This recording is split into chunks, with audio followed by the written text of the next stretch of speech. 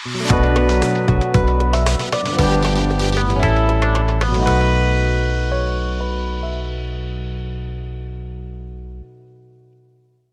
تحدثنا عن عادات البوسنيين المتعلقة بالأطفال وترحيبهم في عالمنا.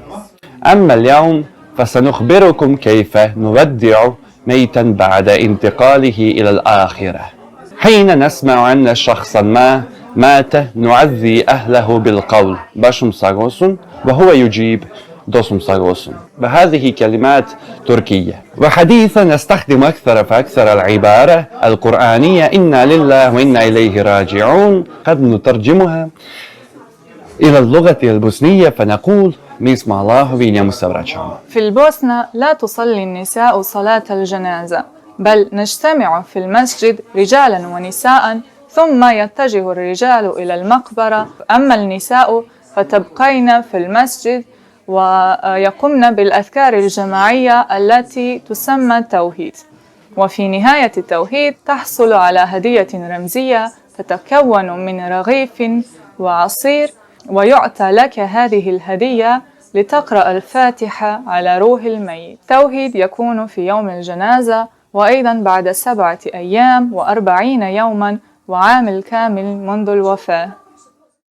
بعد الجنازة عائلة المتوفي يرسل لكل شخص في القرية شمعة، شوكولاتة وعصيرا أو راحة الهلكوم، ويفعلون هذا ليدعو كل سكان القرية للمتوفي. وحين تزور شخصا توفى أحد أقربائه فعليك أن تحمل إليه هدية رمزية قد تتكون من القهوة والسكر والقماش وأحيانا بعد الحلوى. تتجنب العائلة المتوفي استماع الموسيقى ل40 يوما، وكذلك ترتدي النساء الحجاب في هذه الفترة وإن كن لا يرتدين الحجاب عادة.